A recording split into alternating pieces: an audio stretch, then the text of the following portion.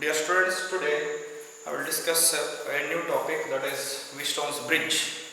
So Wheatstone's bridge has four resistors R1, R2, R3 and R4 connected in the form of a rectangle like this, with the two diagonals, galvanometer branch and battery arm. Across one diagonal, a galvanometer of resistance G is connected. Across another diagonal, say AC, a battery or cell of EMF epsilon and international R is connected. So cell drives or gives the current. So whenever a cell is connected here, current is or energy is provided by the cell. So current flows here. Current is divided into two branches, I1 and I2 through resistors R1, R2.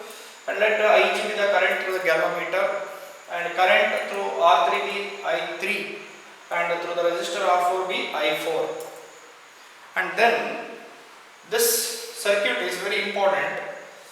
So this circuit is a balanced condition also. So mainly the Wheatstone's bridge has four resistors connected in the form of a quadrilateral ABCD. Four sides have four resistors. And let four currents be I1, I2, I3, I4 respectively through R1, R2, R3, R4. I1 here through current through R1, I2 is the current through R2, I3 current through the resistor R3, and same way I4 is the current through the resistor R4. This is about the diagram. Next, balancing condition of Wheatstone's network. How to get the circuit balanced? So whenever a circuit is said to be balanced, Wheatstone's network, the name says this is given by Wheatstone. So this balancing condition in terms of resistance, we have to derive this balancing condition, very important. So this, firstly I write, balancing condition means whenever the resistors are so chosen, values of R1, R2, R3, R4 are selected such that the ratio R1 by R2 is equal to R3 by R4, then we say it is balanced. And when it is balanced and no current flows through the galvanometer, that is the current through the galvanometer branch Ig is 0. This is the very important condition we can make use while getting the balancing condition in terms of resistances. So I said Ig is 0. Whenever these four resistors are balanced, then the current through the galvanometer branch is 0. Okay, so Ig equal to 0. So this balancing condition we derive with the help of Kirchhoff's loop rule and Kirchhoff's junction rule or node rule. Firstly, so see the current here, if I take I, that is divided into I1 and I2, fine. And this current I1 here, current I1 at this point, at this junction in the circuit B, so that splits into I3 and Ig. So at B, if you apply Kirchhoff's loop rule at B, Kirchhoff junction rule at B, what I can say is I1, current entering the junction is I1 equal to I3 plus Ig. Current entering the junction equal to current leaving the junction. So current entering the junction B is I1 alone, whereas current leaving the junction is Ig and I3. So I1 is Ig plus I3 or I3 plus Ig. So but I said Ig is 0, therefore I can write I1 equal to I3. Okay, so this is number 1 I put. Next, same way I apply Kirchhoff junction rule at the junction D here, that is current entering the junction I2 and current to the galvanometer is say Ig na? So I2 and Ig. So at D, applying Kirchhoff's junction rule at D or current law, KCL, Kirchhoff's current law also can call. So at D, the sum of currents entering the junction I2 and Ig2 are there. So I2 plus Ig equal to I4. Current leaving the junction only I4 is there. So I4. Now Ig is 0. Again making use of Ig is 0 here, this condition. So what happens? I2 is equal to I4. Okay, condition number 2 I will take.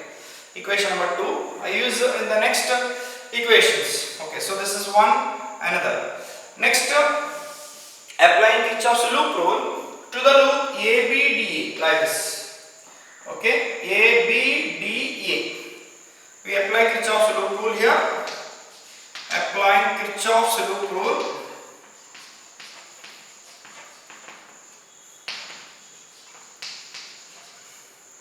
Okay, to the loop ABDA. ABDA. So what happens? Current into resistance product. IR product along AB, I1 R1.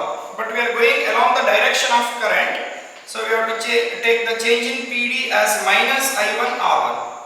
Then BD is IG into G. So okay, minus IG into G. Okay, minus IG into G. Then DA. Okay, then DA. We are going opposite to the current. Actually we are going like this, but the current is going A to D direction. Current flow direction is A to D, but we are going from D to A. So I into R product should be taken positive. So plus I2 into R2. So we reach the starting point, that is A. So hence this equal to 0. Algebraic changes in potential across any closed loop involving resistors and cells in the loop is 0. This is Kirchhoff's loop rule. Applied here, we get. Now make use of this Ig equal to 0 again. When you use Ig 0 here in this situation, so this term, middle term, second term becomes 0. So I have I1 R1, okay, plus I2 R2 equal to 0. Okay, so then this implies what I write is I2 R2 I write. I2 into R2 equal to taking minus I1 R1 to the RHS. I1 into R1. Okay, I2 R2 taking minus I1 into R1 to the RHS, it becomes plus. Now I divide here. Okay, divider. So bring I1 to the LHS. So I2 by I1 equal to take R to the RHS. So R1 by R2 equation number 3. This is the third equation. I2 divided by I1 is R1 divided by R2. Now what I do? I apply the same Kirchhoff's loop rule to the loop BCDB. Okay, applying Kirchhoff's loop rule. Applying Kirchhoff's loop rule. Shortly you can write KVL also, voltage law. To the loop BCDB. So what happens? You see, along the direction BC when I traverse the IR product minus I3 R3. Okay, then the C to D is opposite direction. So we are going C to D. Current is flowing D to C. Reverse it is. So what happens? IR product is plus. Current is I4 R4. Current I4 into resistance R4. Then D to B. Here IR product. Resistance of the galvanometer is I will take G and current through galvanometer IG. So again plus IG into G equal to 0. Okay. Now make use of the condition Ig 0. Then I1 is I3. Then also I2 is I4. Substituting that, what happens you see, minus I1, I3 is nothing but I1, so I1 R3, then plus I4 is there, I4 I found it is I2, okay, so I2 into R4, then plus Ig is 0 here, so equal to 0, fine. Now I2 R4 I keep here only, I2 R4 I keep here only, taking minus I1 R3 to the RHS, okay. So that is equal to I1 R3 in the RHS. Now what I can do, take I1 to the LHS. So I2 divided by I1 equal to R3 divided by R4. R3 divided by R4. This I write equation number 4. Okay. So now I have equation 3 here. I2 by I1 equal to R1 by R2. I have equation 4. I2 by I1 equal to R3 by R4. From 3 and 4, what we can write? From 3 and 4, equations from 3 and 4 gives LHS I2 by I1 is the same, so RHS must be equal. Therefore, what I can say is R1 divided by R2. R1 divided by R2 equal to R3 divided by R4. R3 divided by R4. So this is called the balancing condition of Wheatstone's network. Okay. So remember the points here. So this is the balancing condition in terms of resistances. Resistance of the 4 branches.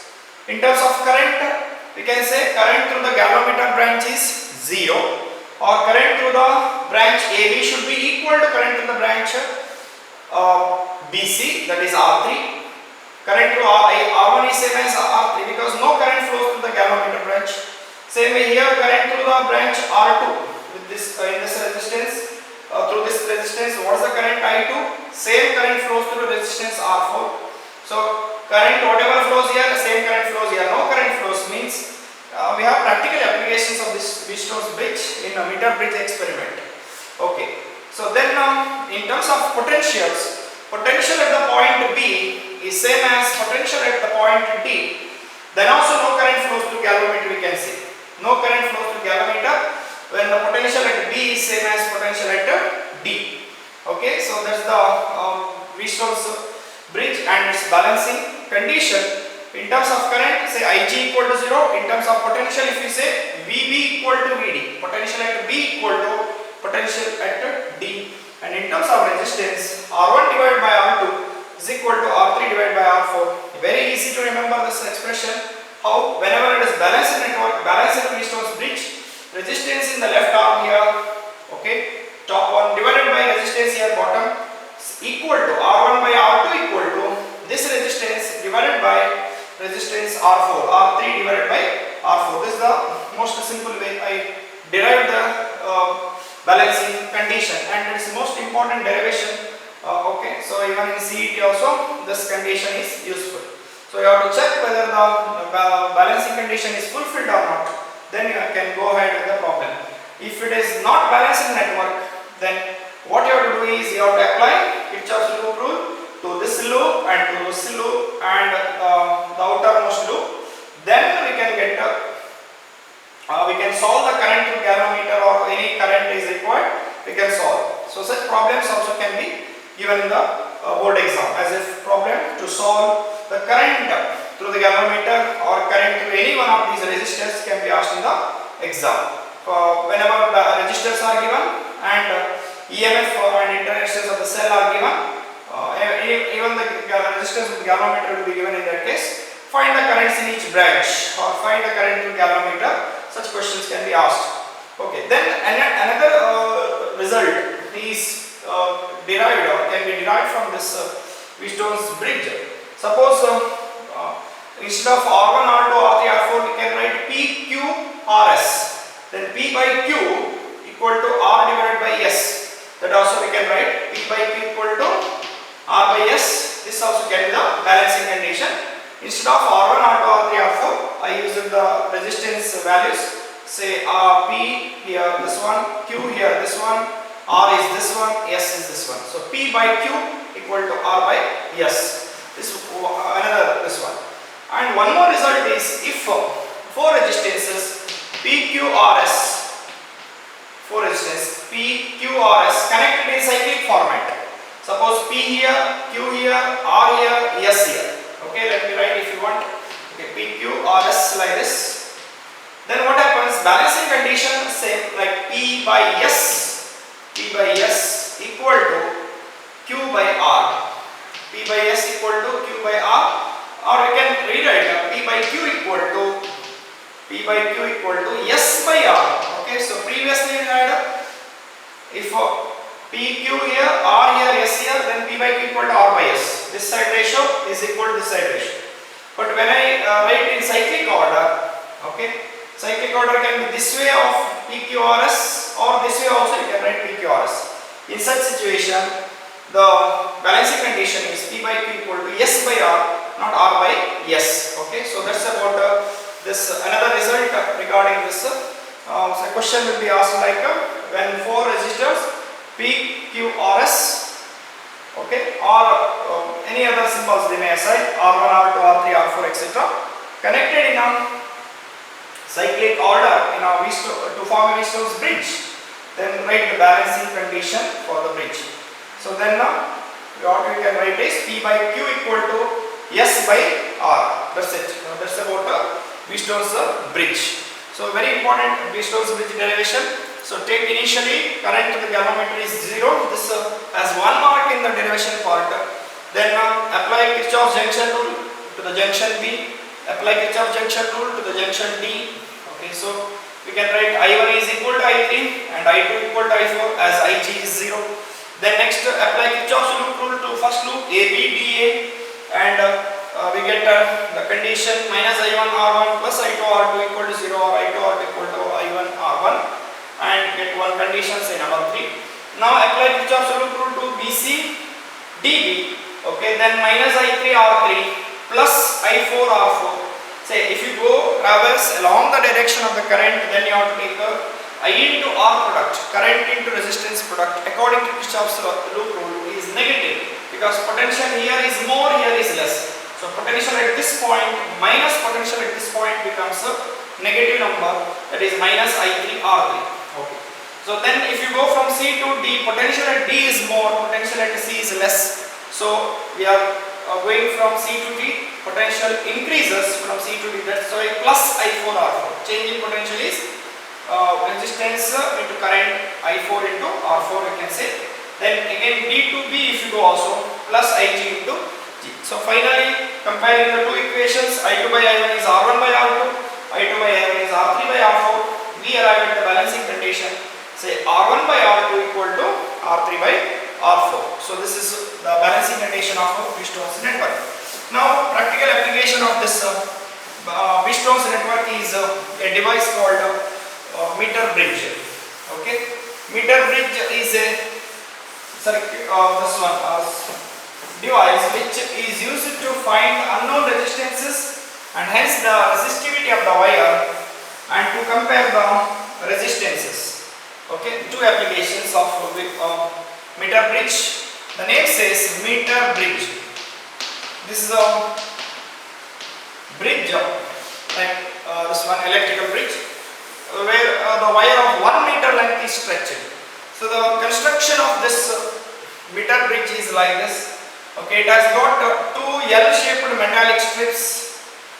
Okay, mounted on a wooden block, wooden board. Okay, mounted on a wooden board. Then one rectangular metallic strip connecting or forming a bridge like this. Okay.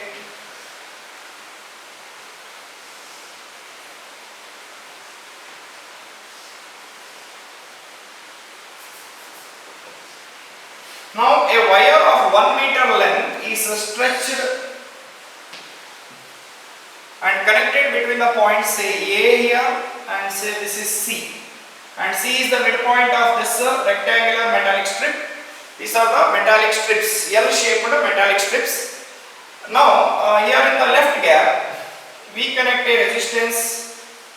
Okay, resistance say R, which is unknown. The value of resistance R is unknown. And here in the right gap, this is another gap is there. So this is like a bridge. And here we connect a resistance box. Resistance box has different keys. Okay, so we can unplug the keys and we have to assume that resistance. If the key is unplugged, say with the number 1, then 1 ohm is the resistance unplugged in the resistance box or from the resistance box. And if you take key number 2, key is marked 2, so 2 ohm. If you remove number 5 is written, means 5 ohm is unplugged. If that key is unplugged, then 5 ohm is the resistance. So that such a resistance box is connected in the right gap. Okay, so then here a battery or cell is connected here. Okay, like this across the AC. A battery or cell is connected. Now from the point C, that is middle of the rectangular metallic strip, a galvanometer is connected. Okay, this is the galvanometer G, and from here there is a sliding contact or jockey which is connected or which is continuously pressed on the meter bridge wire AC. So here A to C there is a meter bridge wire, and that meter bridge wire is actually mounted on the meter scale of 1 meter length. So I show that a scale here beside the meter scale of 1 meter length. It has got markings. Okay, 1 meter length scale is there on which the wire is mounted. On the meter bridge wire, on the meter scale, the wire is mounted or fixed tightly at the two ends. Okay, so then what mark it shows, where we see the galvanometer reading 0 whenever everything is on. This is on. We can connect one more key here just to off and on. So this key is closed. This is the cell of EMF epsilon international are. This is one key. Okay. Now this key is closed. Everything is on. Some resistance is unplugged here. Okay. There is a variable value. Arrow mark indicates it is a resistance box or variable value. Okay. We can unplug any resistance in the right side box, right side gap from the resistance box. And R is unknown. This is unknown. This is known. So balancing length from A to D. This point I will mark it as D. Okay. Balancing point. This length is L. Okay. Balancing length say L. And this length is 100 minus L. Okay, 100 minus L. From A to D, length we take balancing length L, and D to C the remaining length, because the total length of the wire AC is 100 centimeter. So if this is L, the remaining is 100 minus L, because length AC equal to 100 centimeter. Okay, so this is what the construction part of a meter bridge. Construction part. This meter bridge has a two L-shaped metallic strips, thick and broad metallic strips are there, and one rectangular metallic strip fixed on a wooden board. Okay, tightly they are fixed, and there are two gaps in the left gap and right gap. Left gap unknown resistance of value R is connected. We don't know, we have to find out.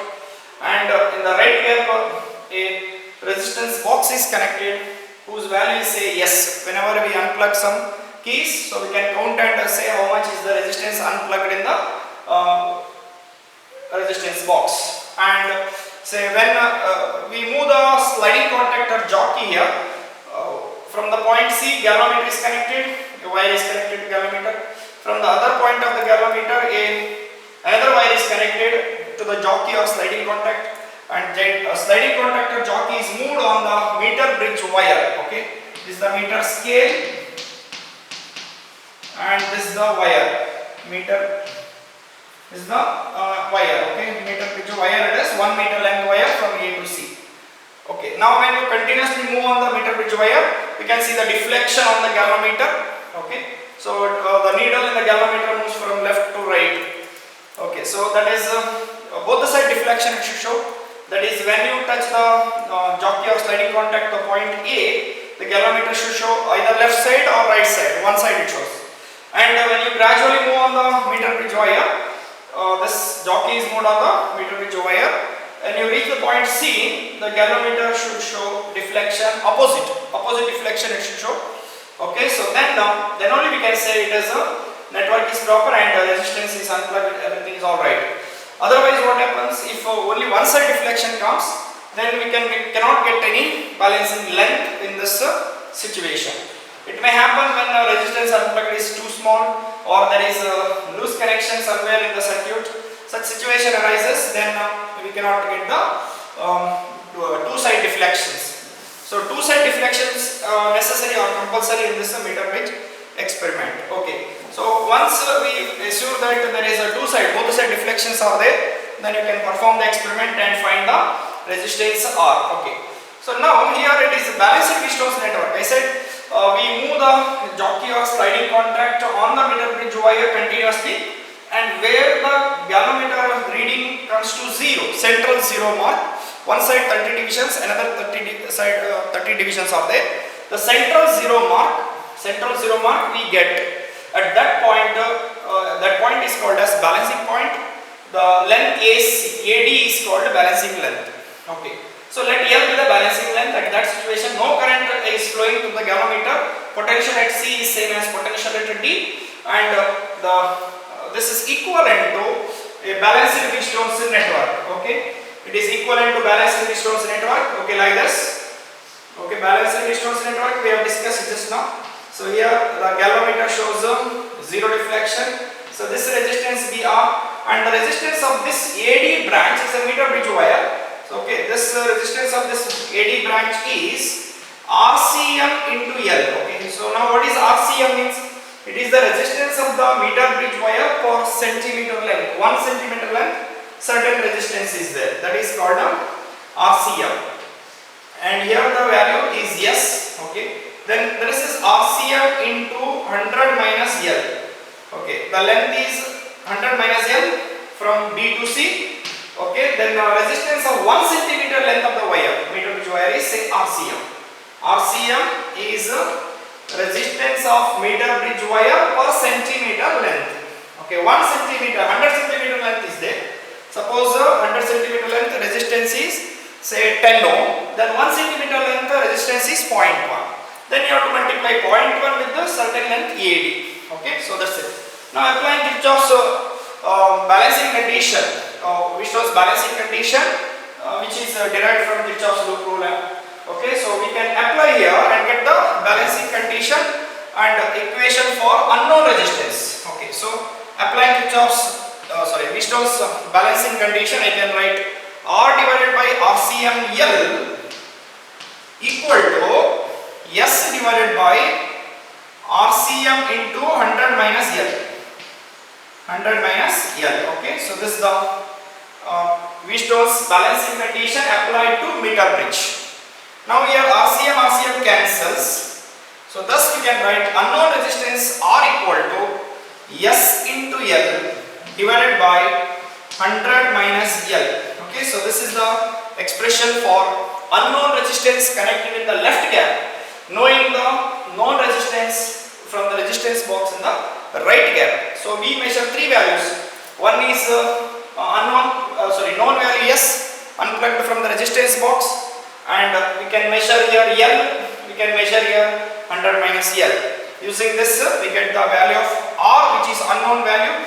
So this gives you the resistance connected in the left gap, which is unknown, and from this you can find the resistivity of the material of the meter bridge wire, resistivity of this unknown resistance wire. This wire resistivity we can find out. Okay, that's all about it.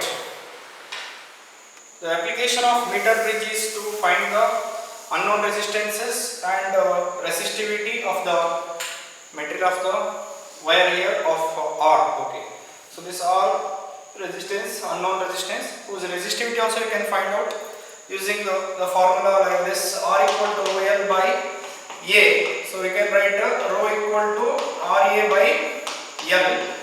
Okay, so R, thickness of the wire we can find out using diameter. So we can express the area pi R square divided by L. So resistivity can also be found in terms of diameter. So pi R d square we can write pi d square R by 4L. Okay, so like this you can write. This capital L I make because the length of this wire, not confused with the balancing length. So this L I use for the length of the wire R. Okay, so this wire is in the form of coil it is taken, whose resistivity you can find out using this formula. So this is there in a practical also. Okay, so two applications. One is to find the resistance and resistivity of a unknown wire, this wire, and another application is to compare the resistances. Means if you don't know a value of S also, then R by S we can write. We can find out R by S, that is equal to L by 100 minus L. R by S equal to R divided by S equal to 100 divided by 100 minus L. That much we can write. Next we have another device, another circuit, that is potentiometer. Potentiometer is a device used to compare EMFs or potential differences. The name says it is related to some potential, or it measures some potential. So potentiometer. Okay, so potentiometer measures the potential difference very accurately most accurately it measures the potential difference, or we can compare the EMS, and also we can find out the unknown resistance of the cell with the help of this potentiometer device. So potentiometer device has a long wire of few meter length. It may be 4 meter length or 6 meter, 10 meter, like that. But that such a long wire cannot be handled if it is made a linear one. So what we do, we make many strips of the wire. So a battery is connected to in the circuit, and one rheostat to vary the current in the circuit. Okay, so rheostat is connected here, and then circuit connections are like this. Okay, here this point between these 2 points.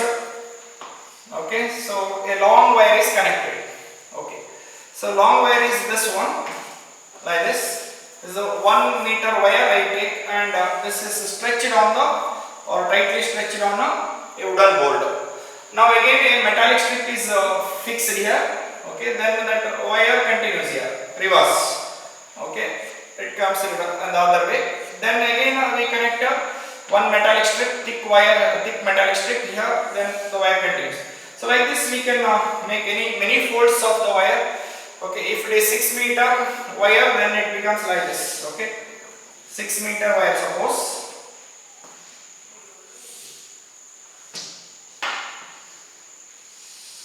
Okay, so here 1, 2, 3, 4, 5, 6. So totally it is a 6 meter wire with the metallic strips. Here one strip is there, metallic strip, and this one strip, this one, like this. So 5 metallic strips I used in between to make the connection better and less resistance. Otherwise this wire has got certain resistance. When a thick metallic strip is used here, so it will be of negligible resistance from here to here. Otherwise there will be certain resistance for the potentiometer wire. So that is the reason. Now connection, this point I will take it as A, and this point I will take it as B. So this is the battery connection here. So to drive the current in the circuit, potentiometer, a battery is used, a current flows this way, and the potentiometer wire AB, say here in this diagram it is 6 meter wire is used, connected to the point AB. So a potential difference is maintained between the ends of the wire. So there will be a steady current through this wire AB. Through 6 meter wire there will be steady current. So A2, here this point length is 1 meter. So all these wires are folded without any interconnection. Separately they are fixed or mounted on the wooden board. And to the ends, this is external circuit, not on the potentiometer. The external circuit is one battery is connected here, one rheostat is connected to vary the current in the potentiometer wire. Now the two applications and the principle of this potentiometer wire, potentiometer device. So firstly, principle of meter bridge is the balance and resistance network. So here the principle is, when a steady current is maintained, through a wire of uniform cross section and same material throughout, the potential difference between any 2 points, if I take A or point C, so between any 2 points is directly proportional to the potential difference between any 2 points on the wire is directly proportional to the length of the wire between the 2 points. So potential difference between say point A and say C, if I write here, so between A and C is directly proportional to, potential difference is directly proportional to length of the wire. So that I can write V equal to phi into L.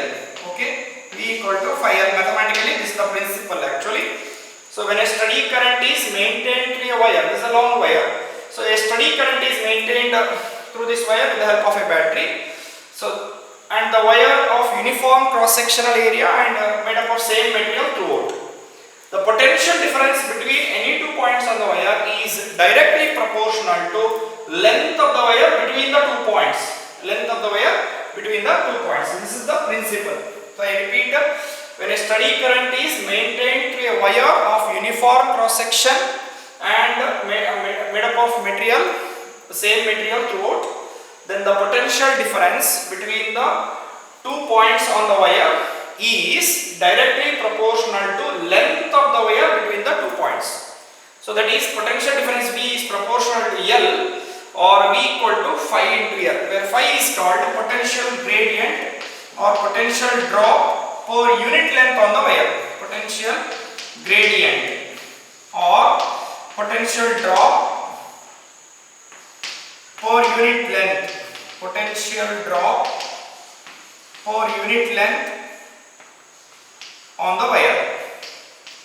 Unit length on the wire. So this is the principle of the potentiometer device. Now two applications. One application is to find the internal resistance of a cell and another application to compare the EMFs of the cells. So first let me do give the explanation for comparing the EMF of cells. So comparing the EMF of two cells. EMF of two cells. So that means we can get the ratio of EMFs of two cells in terms of balancing lengths, or you can get the ratio of EMFs for the two cells whose EMFs are not known. Ratios of EMFs we can find out still. So now here the circuit is this is the circuit and this is the primary circuit. Now secondary circuit we connect here one cell of EMF epsilon 1. Okay. Next another cell is connected. So whose EMF is epsilon 2. Epsilon 2 EMF here epsilon 1. Now these connections are made to a two-way key. Okay. So two-way key here like this. In a two-way key there will be three terminals. You can put one more key here also. Okay, one key I can use here to off and on. This key maybe say K1. Right, K1 here. Not compulsory, just if battery has more switches on off, we can use this key to on and off the circuit. Now this key is two-way key.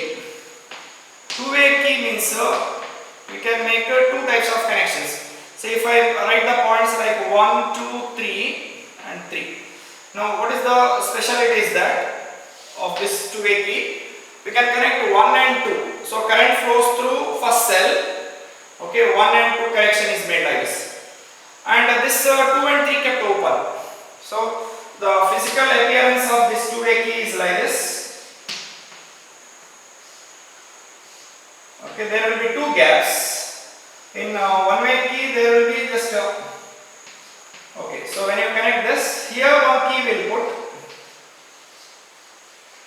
and here one key will be there. Okay, so we can take points like 1, this is 2 and this is 3. Okay, I can make the connection like this. Now another key is there here. Okay,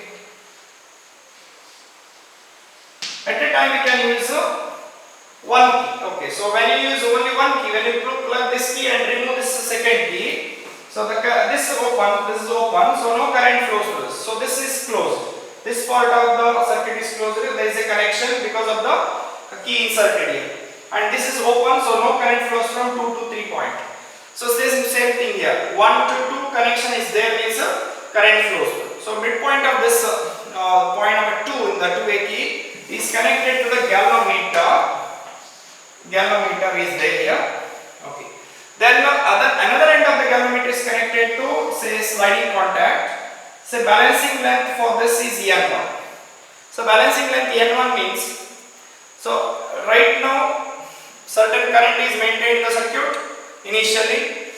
Okay, everything is on, K1 is closed, this key is closed, K1, battery is on and cell 1 is active because the key connection is 1 to 2 is connected and between 2 and 3 is open circuit and there is no connection here. So no current drawn from cell 2, epsilon 2.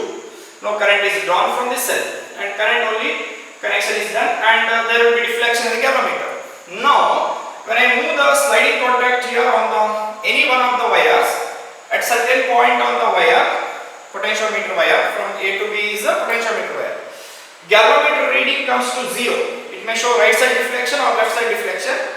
But when you adjust and move on this potentiometer wire, any wire, at certain point, the galvanometer shows 0 deflection. So that is the balancing point for the cell 1. For cell, balancing point say N1. So then potential, so what happens, balancing point means no current is drawn from this cell, say EMF is epsilon 1. So then I can write potential difference between this point A N1, between the point A, and there is a potential drop throughout the wire up to N1. So potential drop between A and N1 is, or potential difference is V equal to how much? It is equal to phi is a constant of proportionality into L1. Balancing length L1 I will take, means I can measure how much. So it is 1 meter here, 2 meter, 3 meter. So it is something more than 3 meter, maybe 330 centimeter or 335 centimeter. So that is what L1 means. First cell is active. The potential difference between A and N1 is EMF only I can take. Why EMF? Because no current is drawn from the cell. So I can write EMF epsilon 1. Okay. Why EMF it is? Because no current is drawn. Galvanometer reading is reduced to 0, means no current flowing to the galvanometer, no current drawn from the cell. Hence EMF of the cell should be equal to potential difference between the point A and N1. Potential difference between the point A and N1 is phi into L1, because phi is the potential drop per unit length on the potentiometer wire. Phi is the potential drop per unit length on the potentiometer wire. Potential drop per unit length means what? Potential difference between the wire of 1 meter length or 1 centimeter length.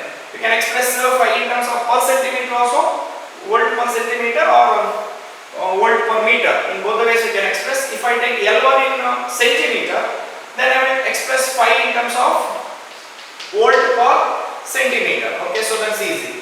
Volt per centimeter I express. So how much potential drop on the wire per centimeter length of the potentiometer wire. Okay, so that is what phi means, potential gradient or potential drop per unit length. Now this is okay. Now what I do, I disconnect the key between 1 and 3, remove the key and connect the key between 2 and 3. Okay, between 2 and 3. This key is closed.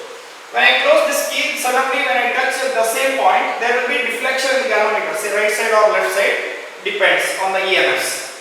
Now it shows one side deflection. Then I try moving the jockey or sliding contact on the different wires or on the same wire, and at certain other point I get balancing length. At some other point I get the balancing length, galvanometer reading comes to 0 mark. Both the sides 30 division deflection is there. And as you move on these wires, any one of the wires, it is trial and error. Okay, so at some point the galvanometer shows 0 deflection. Suppose the galvanometer shows 0 deflection at the point N2 here. Okay, so N2. Okay, balancing length from A to N2, say L2. Okay, so here L1 and here balancing length is L2. Then at that moment cell 2 is active, that is initially current was drawn from cell 2 and there is a connection and galvanometer brought to 0, galvanometer reading is adjusted to 0, means the EMF of the cell 2, that is epsilon 2, must be equal to potential difference between A and N2. So we can write epsilon 2 equal to phi into L2.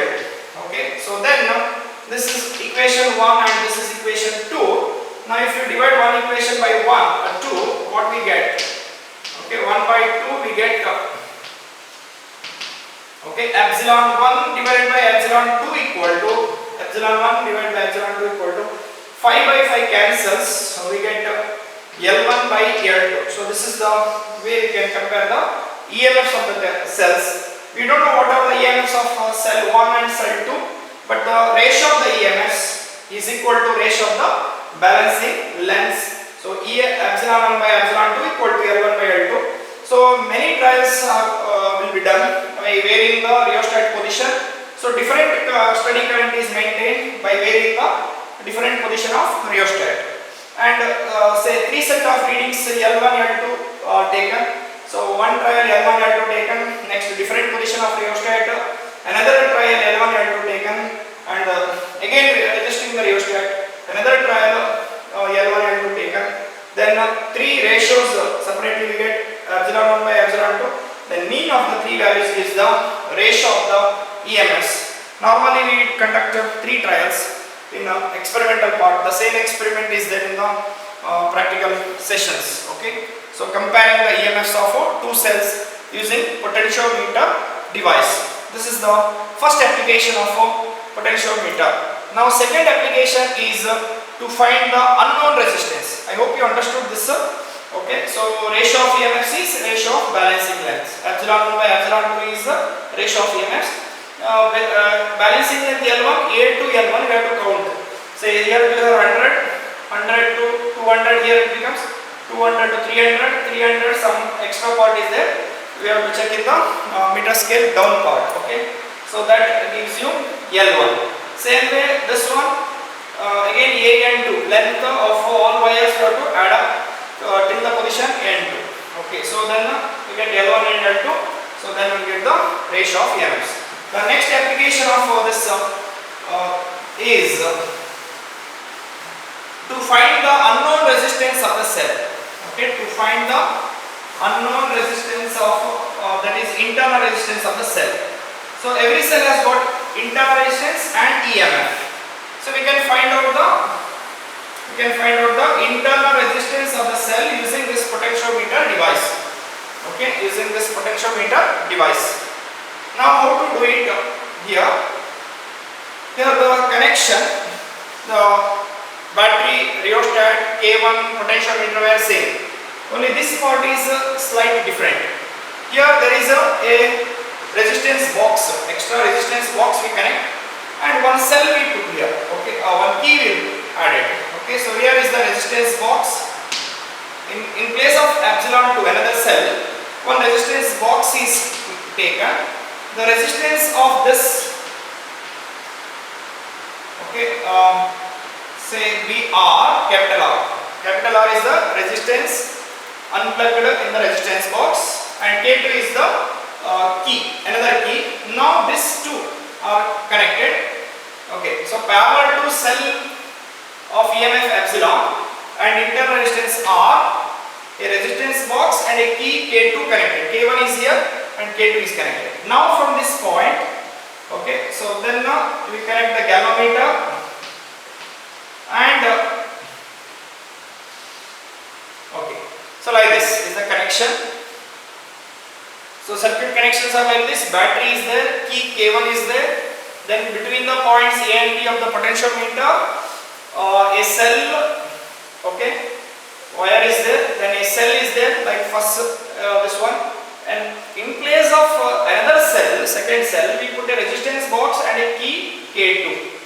Okay, so this is about the circuit part, and the galvanometer part is the same. Now 2A key not there in this circuit, only K2 is the key used. Okay, just single key. Now the experiment is to find the internal resistance of the cell, of this cell, internal resistance of this cell. To find internal resistance of the cell. Internal resistance small r of the cell. Okay, so such a cell is connected here. Okay, this is the secondary circuit. This is called a secondary circuit, and this side is called a primary circuit. Potentiometer along with this battery and is primary circuit. This cell and resistance box is secondary circuit. Now in this setup, so what we have to do, how to do the experiment and how to find the internal resistance of the cell. Firstly, here cell is connected, K2 is open, K1 is closed, this key is plugged in, K2 is removed, so no current flows through this resistance box because this is open. Whenever key is open, that branch there will not be any current. Okay, there will be current through this cell of EMF epsilon and internal resistance R. But we have to find out internal resistance R of this cell. Fine. To find is this. Now, firstly, K1 is closed but K2 is open. Now we find the balancing length, say N1, balancing length N1. Okay, so balancing length L1 at a point N1 is found. So the EMF, when the galvanometer shows zero deflection and this situation means the EMF of the cell, because no current flows through the galvanometer. Whenever it is balancing means no current flows through the galvanometer. So when no current through the galvanometer means the potential difference across the cell is EMF. So for the balancing length L1, EMF of this cell should be equal to potential difference between A and N1. So potential difference in case of potentiometer I have written phi into L1. Okay. So phi into L1, this is 1, condition 1. That is the EMF of the cell, because no current is drawn from the cell, because we achieved a balancing condition position. Galvanometer shows zero deflection. At this situation, potential difference between the points A and N1 should be equal to EMF. So potential difference between A and N1 is potential gradient multiplied by the balancing length L1. So full length from A to N1 you have to get, say 1 meter, 2 meter, 3 meter. So more than 3 meters, say 330 centimeter. Like that we get. So this is first condition. Now in the second situation, this key is also plugged in. So this key is active now. Okay. When you put the key K2, then there will be current through this resistance box, and suitable resistance R is taken and unplugged. Okay, some resistance R is unplugged. So then some current is drawn from this cell and current is flowing through the resistance box through this key K2. Current is flowing and it is drawn from this cell. So now at this moment, again we get the balancing point, say it may be at this point N2, and note that the balancing length L2 for this N2 will be smaller than the L1. Balancing length L2, what we get when you plug in this key K2 and get that L2 must be smaller than the balancing length L1. At this situation, as there is current drawn from the cell, this cell, so potential difference between these 2 points is terminal PD of the cell, not the EMF. So terminal PD of this cell, whenever K2 is plugged in, terminal PD we have to take. Okay. Terminal PD of the cell is, okay, so phi into L2. So condition number 2. Now it is terminal PD, not the EMF. Because current is drawn from and that current is flowing through the resistance box, okay, through the key K2, because it is plugged in. First case K2 is plugged out and it is open circuit, no current flows. Now using this we can get the expression for internal resistance of this cell. Just doing the division, epsilon by V equal to, okay, so phi by phi cancels anyway. If you want I can write, okay, phi like this. So this is equal to L1 by L2. So equation number 3. Epsilon by V, EMF divided by terminal PD of the cell equal to L1 by L2. L1 is the balancing length when K1 is closed and K2 is open, and L2 is the balancing length achieved in the later case, that is when both K1 and K2 are plugged in. Fine. Now we know that EMF epsilon equal to current I into resistance R plus R, and also potential difference or terminal PD of the cell is V equal to IR. Because current I is drawn from this cell and flowing through the resistance box, so the potential difference between these 2 points is current through the resistance box into resistance IR. So using these 2 here, what happens we see here. Okay, so substituting here what happens? Okay, epsilon by V I substitute I into R plus R divided by V. V is IR. Okay, equal to L1 divided by L2. So now this here I and I cancels. Then I left with the R plus R divided by R equal to L1 by L2. Now again divide this. R by R is 1 plus R by R remains equal to L1 by L2. Or we can rewrite this here. That is R by R equal to take 1 to the RHS, so L1 by L2 minus 1, and hence finally internal resistance of this cell is R equal to, so I want a small r here, take R to the RHS, so R into L1 by L2 minus 1. So that means that obviously L1 should be greater than L2. Then only this ratio is more than 1, and this is positive number, because internal resistance should be a positive number. And we do again 3 trials here. First trial L1 will take, it is same for all trials, and then L2 3 different trials we take. that is removing say 1 ohm, balancing length L2, first trial is taken. Okay, we calculate the R1, first case resistance, inter resistance. Another resistance is taken from the resistance box here. So then we calculate again R2 inter resistance, second case for different L2 and different R. And third trial again different R value unplugged from the resistance box. We get different A value of L2 and calculate R. So finally the inter resistance is the average of these three values.